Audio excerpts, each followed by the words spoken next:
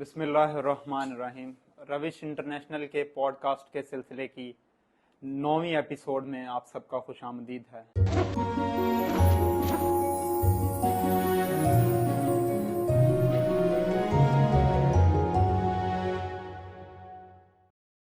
आज हमारे साथ पंजाबी ज़ुबान के एक नए उभरते हुए सितारे इरफान वारिस साहब मौजूद हैं और मैं मोहम्मद बिलाल रफ़ीक। अली शाह भाई का इस बात पे मशकूर हूँ कि उन्होंने मुझे इरफान वारिस साहब का इंटरव्यू करने का मौका दिया। इरफान वारिस साहब मेरे उस्ताद हैं, बैत माजी में भी और इल्म अरूज में भी। आपने ये अशार ज़रूर सुने होंगे कि तू आवे ते जावन खेल, फुल गुलाब ते मेरा दिल, हुण असी नहीं तेरे रहे, हुण ना किधरे जावी में। जनाब इरफान वारिस साहब, इरफान भाई बेहद शुक्रिया कि आप आए, आपने अपना वक्त दिया, रविश को वक्त दिया, रविश के मुशायरे के लिए आपने अपना वक्त दिया और फिर इस पॉडकास्ट के लिए नाचीज़ को वक्त दिया। बेहद शुक्रिया, बहुत शुक्रिया। और आपने मेरी आसानी के लिए और अपनी सिंध के लिहाज से कहा था कि इस इंटरव्यू को पंजाबी में कंडक्ट करें। बिल्कुल ऐसे ਤੇ ਹੁਣ ਇਹਨੂੰ ਸ਼ੁਰੂ ਕਰਦੇ ਹਾਂ ਆਪਾਂ। ਬਿਲਕੁਲ ਬਿਲकुल। ਤੁਸੀਂ ਮੇਰੇ ਉਸਤਾਦ ਹੋ ਤੇ ਮੈਂ ਉਸਤਾਦ ਜੀ ਕਹਿਣਾ ਪਸੰਦ ਕਰਾਂਗਾ ਇੰਟਰਵਿਊ ਦੇ ਦੌਰਾਨ ਵੀ। ਤੇ ਮੈਂ ਉਸਤਾਦ ਨਹੀਂ ਹਾਂ ਕਿਸੇ ਦਾ ਵੀ, ਔਰ ਤੁਸੀਂ ਛੋਟੇ ਭਾਈ ਹੋ, ਹਮੇਸ਼ਾ ਛੋਟੇ ਵੀਰਾਂ ਤਰ੍ਹਾਂ ਹੋ ਤੇ ਤੁਸੀਂ ਨਾਰਮਲ ਤਰੀਕੇ ਨਾਲ ਹੀ ਇਰਫਾਨ ਭਾਈ ਤੁਸੀਂ ਆਪਣਾ ਤਾਰੁਫ ਕਿਸ ਤਰ੍ਹਾਂ ਕਰਾਉਂਦੇ ਹੋ, ਅਦਬੀ ਤਾਰੁਫ? ਮੈਂ ਅਦਬੀ ਤਾਰੁਫ ਆਪਣਾ ਇਰਫਾਨ ਵਾਰਿਸ ਦੇ ਨਾਂ ਤੋਂ ਹੀ ਕਰਵਾਉਣਾ ਵਾ, ਕਿਉਂਕਿ ਮੈਂ ਪੰਜਾਬੀ ਲਿਖਣਾ ਤੇ ਮੈਂ ਹਮੇਸ਼ਾ ਹੀ ਕਹਿਣਾ ਕਿ ਮੈਂ ਪੰਜਾਬੀ ਸ਼ਾਇਰੀ ਕਰਦਾ, ਪੰਜਾਬੀ ਜ਼ੁਬਾਨ ਦੇ, ਆਪਣੀ ਮਾਦਰੀ ਜ਼ੁਬਾਨ ਦੇ ਅੰਦਰ ਸ਼ਾਇਰੀ ਕਰਦਾ। ਤੁਸੀਂ ਰਵਿਸ਼ ਦੇ ਪਲੇਟਫਾਰਮ ਤੇ ਪਹਿਲੀ ਵਾਰੀ ਆਏ ਹੋ, ਪਹਿਲਾ ਮੁਸ਼ਾਇਰਾ ਰਵਿਸ਼ ਦਾ ਤੁਸੀਂ ਪੜਿਆ ਹੈ। ਐਸਾ ਹੀ ਤੇ ਰਵਿਸ਼ ਦੀ ਆਡੀਅנס ਨੂੰ ਦੱਸੋ ਕਿ ਤੁਹਾਡਾ ਬੇਸਿਕਲੀ ਤਾਲੁਕ ਕਿਹੜੇ ਇਲਾਕੇ ਤੋਂ ਹੈ? ਬੇਸਿਕਲੀ ਮੇਰਾ ਤਾਲੁਕ ਜਿਹੜਾ ਹੈ ਨਾ ਉਹ ਮੇਰਾ ਜਿਹੜਾ ਪਿੰਡ ਹੈ ਉਹ ਕਾਲੋਕੇ ਹੈ, ਜ਼ਿਲ੍ਹਾ ਸ਼ੇਖਪੁਰਾ ਦੇ ਅੰਦਰ ਆਉਂਦਾ ਹੈ। ਤਹਿਸੀਲ ਜੰਡਿਆਲਾ ਸ਼ੇਰ ਖਾਨ ਦੀ ਧਰਤੀ ਤੋਂ। ਸਹੀ ਸਹੀ। ਤੁਸੀਂ ਵਾਰਿਸ ਸ਼ਾਹ ਦੀ ਧਰਤੀ ਤੋਂ ਇੱਕ ਹੋਰ ਵਾਰਿਸ ਹੈ? ਨਹੀਂ, ਵਾਰਿਸ ਸ਼ਾਹ ਦੇ ਬਹੁਤ ਵੱਡੇ ਸ਼ਾਇਰ ਨੇ, ਮੈਂ ਬਸ ਉਹਨਾਂ ਦੀ ਧਰਤੀ ਤੋਂ ਹਾਂ, ਬਸ ਇਹੀ ਤਾਰਫ ਹੁੰਦਾ ਮੇਰਾ। ਜੀ ਜੀ। ਅੱਛਾ ਇਰਫਾਨ ਭਾਈ, ਸ਼ਾਇਰੀ ਦਾ ਬਕਾਇਦਾ ਆਗਾਜ਼ ਕਿਦੋਂ ਕੀਤਾ ਹੈ? ਸ਼ਾਇਰੀ ਦਾ ਬਕਾਇਦਾ ਆਗਾਜ਼ ਤੇ ਬਹੁਤ ਪਹਿਲੇ ਹੋ ਗਿਆ ਸੀ, ਜਦੋਂ ਅਸੀਂ ਤੀਸਰੀ ਚੌਥੀ ਕਲਾਸ ਦੇ ਵਿੱਚ ਸੀ, ਗਵਰਨਮੈਂਟ ਸਕੂਲ 'ਚ ਪੜ੍ਹੀਦਾ ਸੀ। ਤੇ ਉਦੋਂ ਛੋਟੀਆਂ ਛੋਟੀਆਂ ਟੁਕੜੇ ਕੰਧਾਂ ਤੇ ਲਿਖੇ ਹੋਏ, ਟਰੱਕਾਂ ਦੇ ਮਗਰ ਲਿਖੇ ਹੋਏ ਸ਼ੇਰ ਪਸੰਦ ਕਰੀਦੇ ਹੁੰਦੇ ਸੀ, ਠੀਕ ਹੈ, ਤੇ ਉਹ ਹੀ ਯਾਦ ਸੀ। ਤੇ ਉਦੋਂ ਹੀ ਇੱਕ ਜਿਹੜਾ ਕਹਿੰਦੇ ਨਾ ਇੱਕ ਦਿਲਚਸਪੀ ਜੀ ਬਣ ਜਾਂਦੀ ਹੈ, ਉਹ ਬਣ ਗਈ ਸੀ। ਬਚਪਨ 'ਚ ਇੱਕ ਬੈਤਬਾਜ਼ ਤੁਹਾਡੇ ਅੰਦਰ ਜਨਮ ਲੈ ਰਿਹਾ ਸੀ? ਨਹੀਂ, ਬੈਤਬਾਜ਼ ਨਹੀਂ ਕਹਿ ਸਕਦੇ, ਤੁਸੀਂ ਸ਼ਾਇਰ ਕਹਿ ਸਕਦੇ। ਸ਼ਾਇਰ ਜਨਮ ਲੈ ਰਿਹਾ ਸੀ।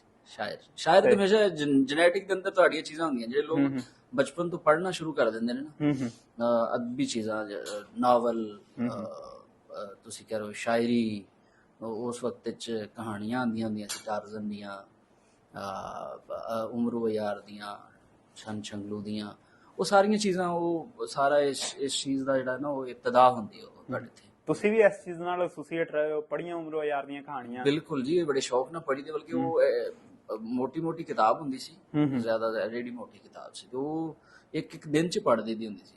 ਸਕੂਲੋਂ ਆ ਕੇ ਰੋਟੀ ਖਾ ਕੇ ਤੇ ਬਸ ਬਹਿ ਜਾਣਾ। ਨਸਾਬੀ ਕਿਤਾਬਾਂ ਨਹੀਂ ਪੜ੍ਹਨੀ? ਨਸਾਬੀ ਕਿਤਾਬਾਂ ਨਹੀਂ ਪੜ੍ਹਨੀਆਂ, ਗੈਰ ਨਸਾਬੀ ਕਿਤਾਬਾਂ ਪੜ੍ਹਨੀਆਂ। ਗੈਰ ਨਸਾਬੀ ਕਿਤਾਬਾਂ ਪੜ੍ਹਨੀਆਂ।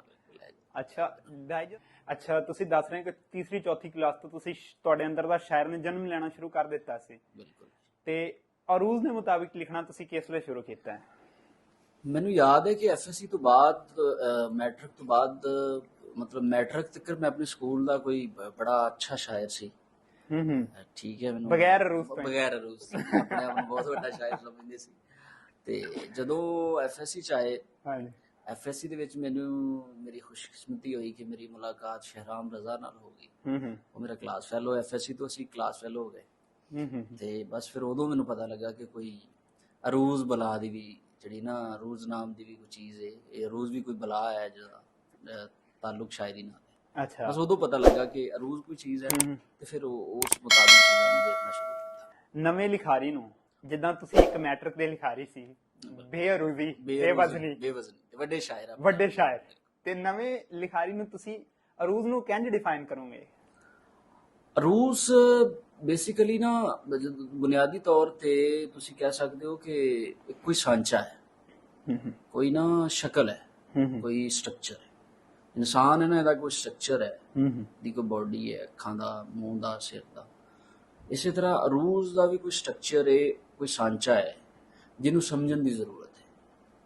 ਠੀਕ ਹੈ, ਉਹਨੂੰ ਤੁਸੀਂ ਆਪਣੇ ਜਿਹੜੇ ਨਵੇਂ ਸਮਝਣ ਵਾਲੇ ਨੇ ਉਹਨਾਂ ਨੂੰ ਇਹ ਵੀ ਦੱਸ ਸਕਦੇ ਹੋ ਕਿ ਫਰਜ਼ ਕਰੋ ਇੱਟ ਬਣਦੀ ਨਾ, ਤੇ ਉਹਦੇ ਲਈ ਸੱਚਾ ਇੱਕ ਸਾਂਚਾ ਹੈ, ਉਹਦੇ ਵਿੱਚ ਜਿਹੜੀ ਬਣੇਗੀ ਉਹ ਇੱਟ ਹੈ, ਉਹਦੇ ਤੋਂ ਬਾਹਰ ਕੋਈ ਚੀਜ਼ ਬਣੇਗੀ ਤੇ ਉਹ ਇੱਟ ਨਹੀਂ ਹੈ। ਠੀਕ ਹੈ, ਇਸੇ ਤਰ੍ਹਾਂ ਸ਼ਾਇਰੀ ਦਾ ਵੀ ਕੋਈ ਸਾਂਚਾ ਹੈ, ਉਹਦੇ ਵਿੱਚ ਉਹ ਅਗਰ ਚੀਜ਼ ਰਹੇਗੀ ਉਹਦੇ ਮੁਤਾਬਿਕ ਬਣੇਗੀ ਤੇ ਉਹ ਸ਼ਾਇਰੀ, ਉਸ ਤੋਂ ਬਾਹਰ ਹੋਏਗੀ ਤੇ ਉਹ ਸ਼ਾਇਰੀ, ਉਹਨੂੰ ਤੁਸੀਂ ਨਹੀਂ ਕਹਿ ਸਕਦੇ। ਇਰਫਾਨ ਭਾਈ, ਆਗਾਜ਼ ਹੀ ਸ਼ਾਇਰੀ ਦਾ ਪੰਜਾਬੀ 'ਚ ਲਿਖਣ ਤੋਂ ਕੀਤਾ ਸੀ?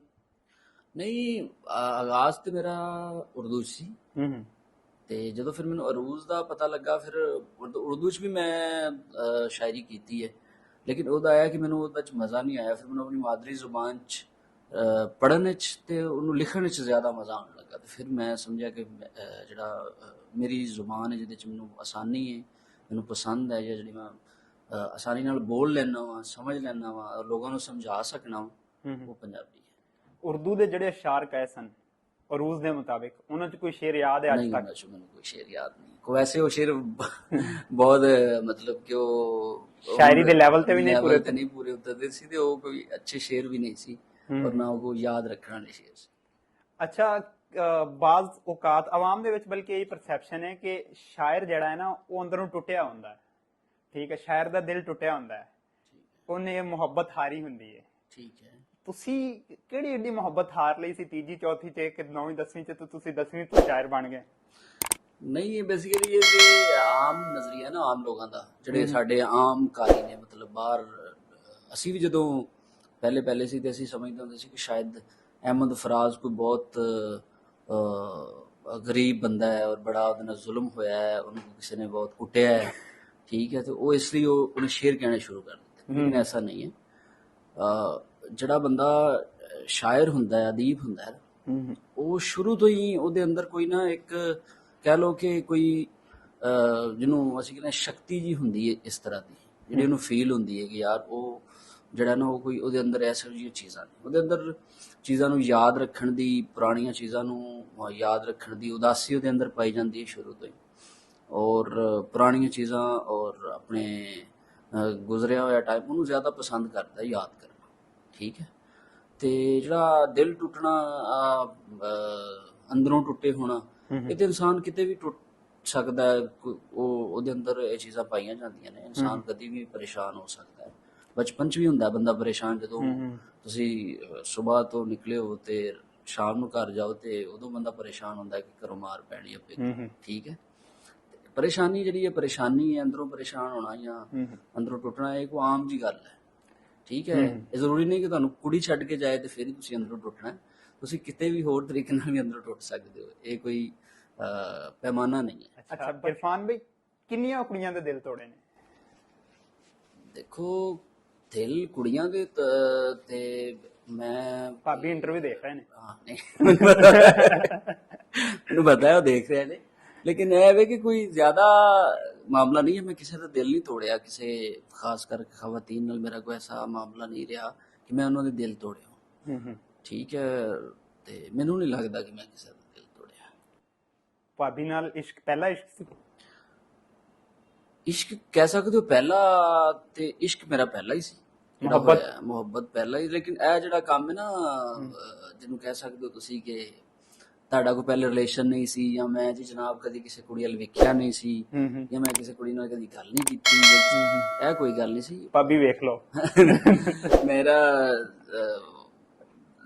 ਪਤਾ ਹੈ ਸਾਰਿਆਂ ਨੂੰ ਕਿ ਸਾਰੀ ਗੱਲ ਹੈ ਕਿ ਆਏ ਹਾਂ ਅਸੀਂ ਦੁਨੀਆ ਤੇ, ਵੱਡੇ ਹੋਏ, ਫਿਰ ਤਾਲੁਕ ਤੇ ਫਿਰ ਬਣਦੇ ਹੀ ਨੇ, ਤੁਹਾਨੂੰ ਪਤਾ ਬਿਹਤਰ ਜਾਣਦੇ।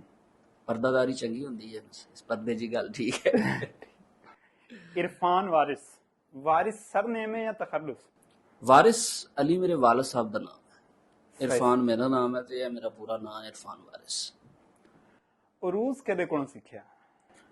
अरूज वास्ते जड़ा अरूज दे मुताबिक या शायरी दी टेक्निकलिटीज ने ना, ये टेक्निक्स जड़ियां ने, ये अरूज जिन्हों कह सकते हो तुसी, ते ये सारा कुछ मैनू जिहड़ी कुर्बत मुयसर आई है ना FSC च, ਸ਼ਾਹਰਾਮ ਰਜ਼ਾ ਸਾਹਿਬ ਦੀ, ਸ਼ਾਹਰਾਮ ਭਾਈ ਦੇ, ਉਹਨਾਂ ਤੋਂ ਇਹ ਸਾਰੀਆਂ ਚੀਜ਼ਾਂ, ਯਾਨੀ ਮੈਂ ਉਹਨਾਂ ਨੂੰ ਆਪਣਾ ਉਸਤਾਦ ਕਹਿੰਦਾ ਵਾਂ ਕਿ ਅਗਰ ਮੈਂ ਕਿਸੇ ਕੋਲ ਚੀਜ਼ ਸਿੱਖੀ ਹੈ ਨਾ ਸ਼ਾਇਰੀ ਦੇ ਹਵਾਲੇ ਨਾਲ, ਅਰੂਜ਼, ਸ਼ੇਰ ਨੂੰ ਬੰਨਣਾ, ਮਿਸਰਾਬੰਦੀ, ਇਹ ਸਾਰੀਆਂ ਚੀਜ਼ਾਂ ਜਿਹੜੀਆਂ ਨੇ ਨਾ, ਇਹ ਮੈਂ ਜਿਹੜਾ ਨਾ ਉਹ ਸ਼ਹਿਰਾਮ ਰਜ਼ਾ ਤੋਂ ਸਿੱਖੀ। ਤੁਸੀਂ ਦੱਸਿਆ ਕਿ ਉਰਦੂ ਦਾ ਕੋਈ ਸ਼ੇਰ ਤੁਹਾਨੂੰ ਯਾਦ ਨਹੀਂ, ਪੰਜਾਬੀ ਦਾ ਸਭ ਤੋਂ ਪਹਿਲਾ ਸ਼ੇਰ ਕਿਹੜਾ ਹੈ ਜਿਹੜਾ ਤੁਹਾਨੂੰ ਯਾਦ ਹੋਵੇ ਕਿ ਮੇਰਾ ਸਭ ਤੋਂ ਪੁਰਾਣਾ ਸ਼ੇਰ ਹੈ?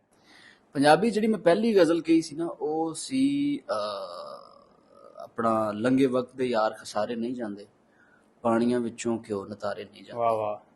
ਮੈਂ ਵੀ ਡਟ ਕੇ ਕੋਸ਼ਿਸ਼ ਕੀਤੀ ਭੁੱਲਣ ਦੀ, ਮੈਥੋਂ ਵੀ ਕੁਝ ਲੋਕ ਵਸਾਰੇ ਨਹੀਂ ਜਾਂਦੇ। ਅਜੇ ਵੀ ਮਿਲਦਾ ਕਦੀ ਤੇ ਅੱਖ ਮਿਲਾ ਲੈਂਦਾ, ਅਜੇ ਵੀ ਉਹਦੀ ਅੱਖ ਚੋਂ ਲਾਰੇ ਨਹੀਂ ਜਾਂਦੇ।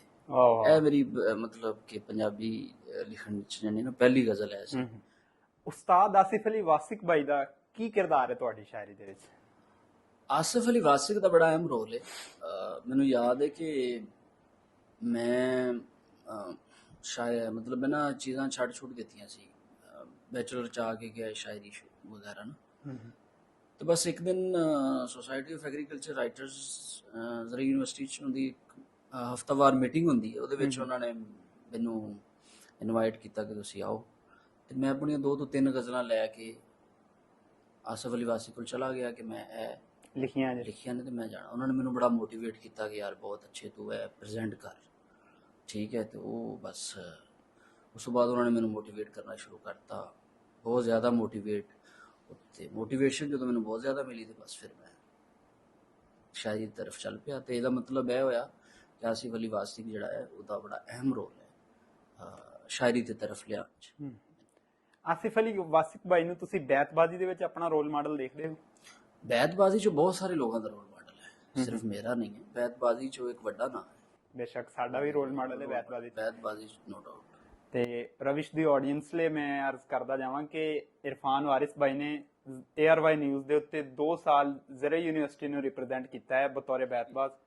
ਅੱਛਾ, ਵਾਸਿਕ ਭਾਈ ਦੇ ਬਾਰੇ ਨਾ ਤੁਹਾਡਾ ਇੱਕ ਬੜਾ ਵਾਕਿਆ ਮਸ਼ਹੂਰ ਹੈ, ਸੈਫਰਮੈਨ ਸੈਫੀ ਭਾਈ ਸੁਣਾਉਂਦੇ ਹੁੰਦੇ ਕਿ ਤੁਸੀਂ ਉਹਨਾਂ ਦਾ ਮੈਸੇਜ ਨਹੀਂ ਸੀਨ ਕੀਤਾ, ਮੁੜ ਕੇ ਅਗਲੇ ਦਿਨ ਜਾ ਕੇ ਮਾਫੀ ਮੰਗੀ। ਇਹ ਵਾਕਿਆ ਤੇ ਸ਼ੇਅਰ ਕਰ ਦਿਓ।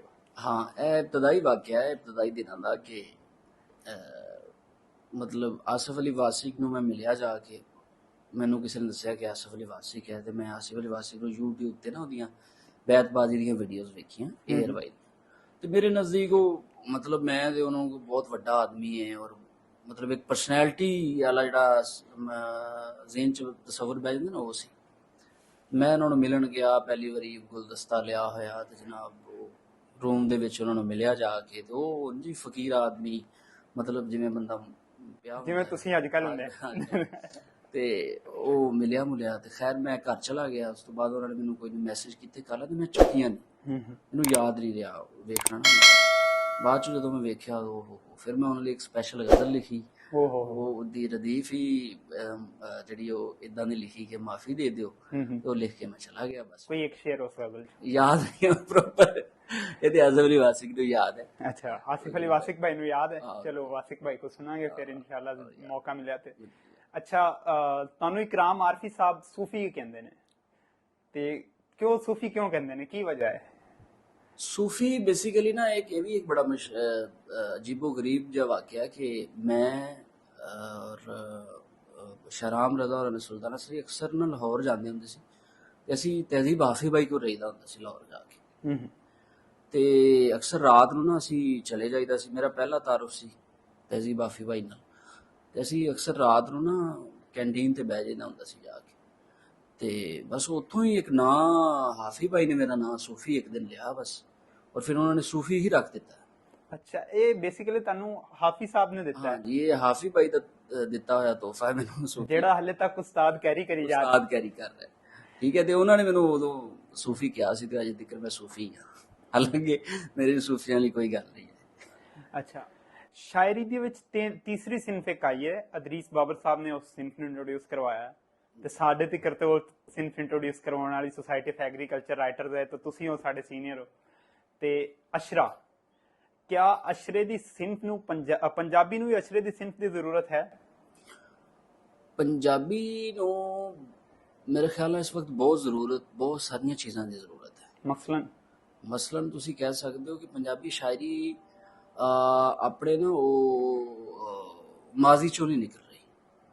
ਯਾਨੀ ਅਸੀਂ ਪਿੰਡ ਦੀ ਗੱਲ ਕਰਨੇ ਆ ਤੇ ਸਾਨੂੰ ਲੱਗਦਾ ਸੀ ਪੰਜਾਬੀ ਸ਼ਾਇਰ, ਅਸੀਂ ਹੀਰ ਰਾਂਝੇ ਦੀ ਗੱਲ ਕਰਨੀ ਹੈ ਤਾਂ ਸਾਨੂੰ ਲੱਗਣਾ ਕਿ ਪੰਜਾਬੀ ਸ਼ਾਇਰੀ ਨੂੰ ਨਾ ਨਵੀਆਂ ਚੀਜ਼ਾਂ ਦੀ ਜ਼ਰੂਰਤ ਹੈ ਤਾਂ ਕਿ ਇਹ ਦੁਨੀਆ ਨੂੰ ਪਤਾ ਲੱਗੇ। ਦੁਨੀਆ ਦੀ ਆਬਾਦੀ ਦਾ 70% ਖਿੱਤਾ ਜਿਹੜੇ ਲੋਕ ਨੇ ਨਾ 70% ਪੰਜਾਬੀ ਬੋਲਦੇ ਨੇ, ਠੀਕ ਹੈ, ਤੇ ਉਹਨਾਂ ਨੂੰ ਪੰਜਾਬੀ ਸਮਝਦੇ ਨੇ, ਪੰਜਾਬੀ ਉਹਨਾਂ ਨੂੰ ਸਮਝ ਆਉਂਦੀ, ਠੀਕ ਹੈ। ਤੇ ਮੈਨੂੰ ਲੱਗਦਾ ਕਿ ਪੰਜਾਬੀ ਸ਼ਾਇਰੀ ਨੂੰ ਨਾ ਨਵੀਂ ਤਖਲੀਕ ਕਰਨ ਦੀ ਜ਼ਰੂਰਤ ਹੈ, ਇਨੋਵੇਸ਼ਨ ਦੀ ਜ਼ਰੂਰਤ ਹੈ ਪੰਜਾਬੀ ਦੇ ਅੰਦਰ।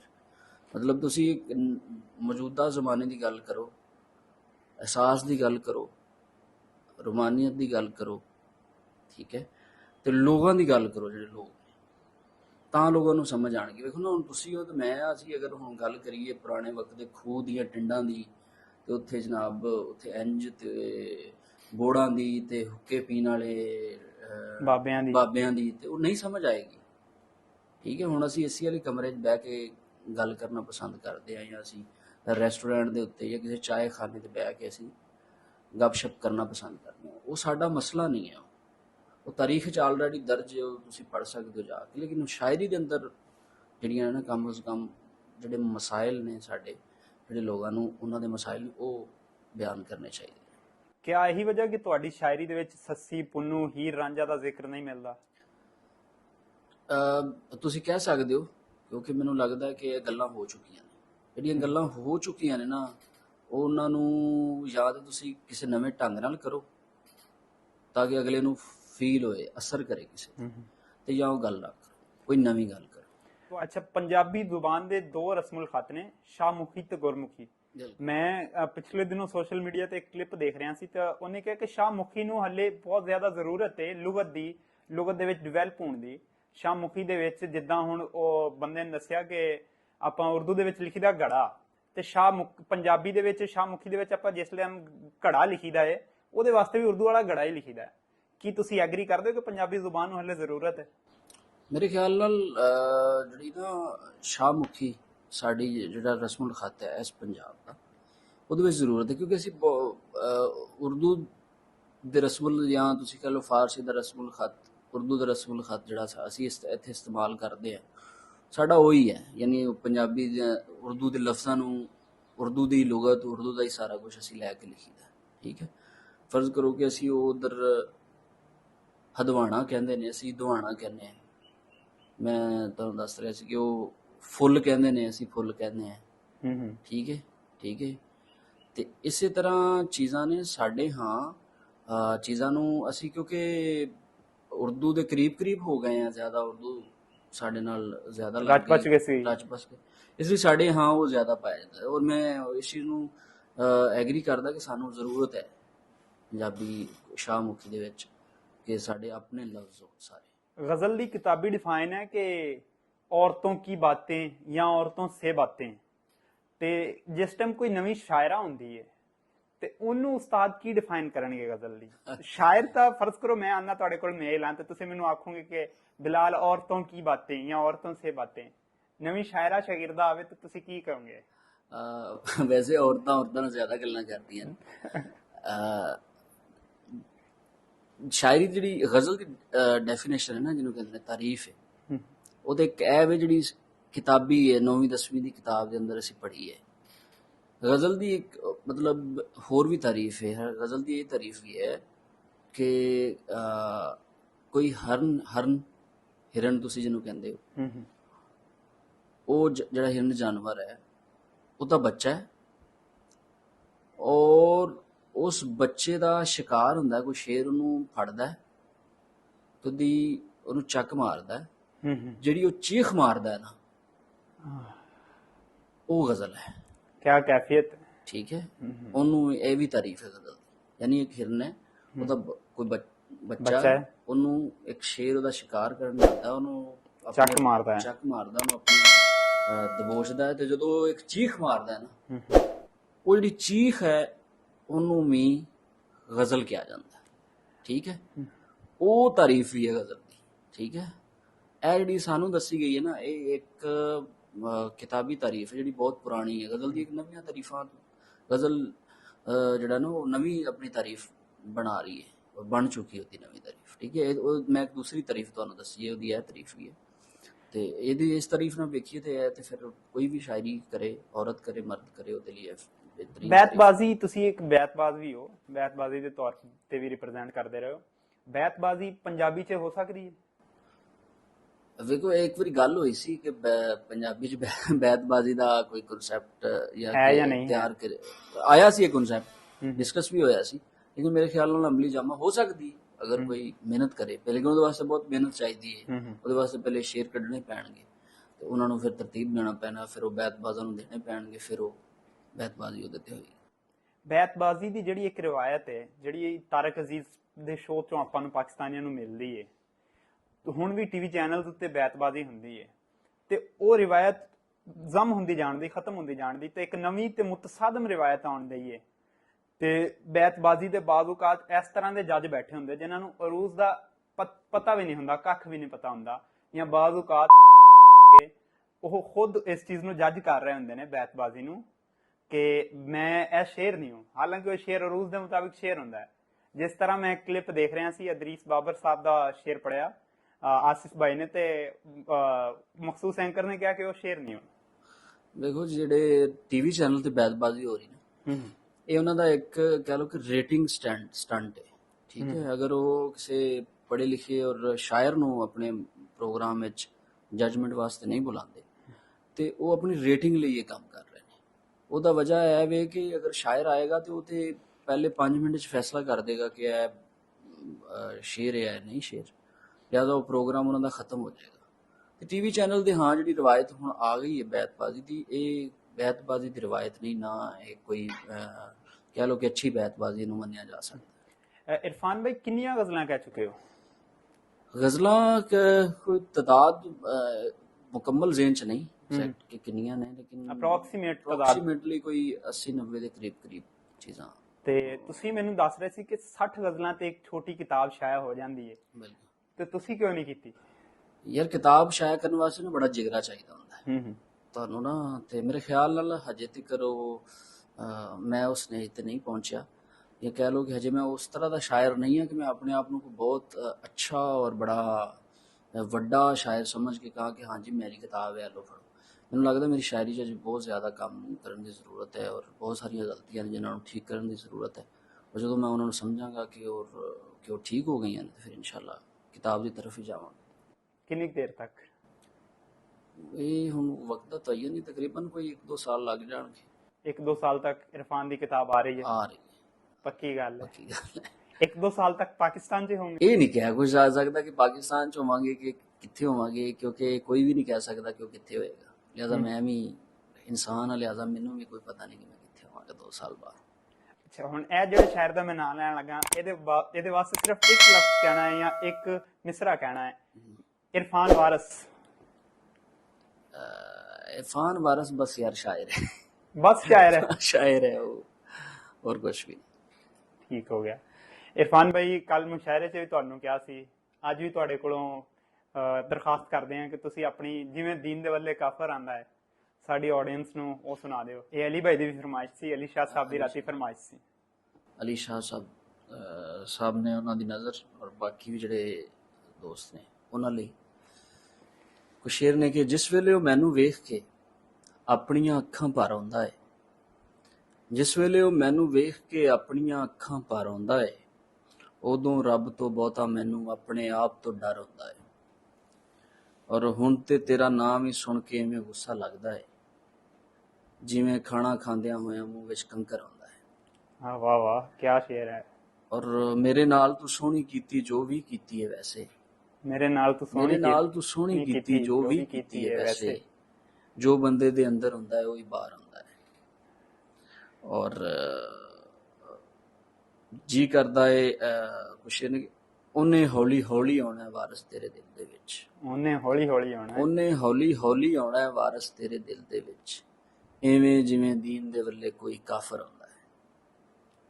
ਬਹੁਤ ਸ਼ੁਕਰੀਆ ਇਰਫਾਨ ਭਾਈ, ਤੁਸੀਂ ਰਵਿਸ਼ ਨੂੰ ਟਾਈਮ ਦਿੱਤਾ, ਮੁਸ਼ਾਇਰੇ 'ਚ ਆਏ, ਰਵਿਸ਼ ਦੇ ਇੰਟਰਵਿਊ ਦੇ ਟਾਈਮ ਦਿੱਤਾ, ਬਹੁਤ ਸ਼ੁਕਰੀਆ, ਜਜ਼ਾਕ ਅੱਲਾਹ।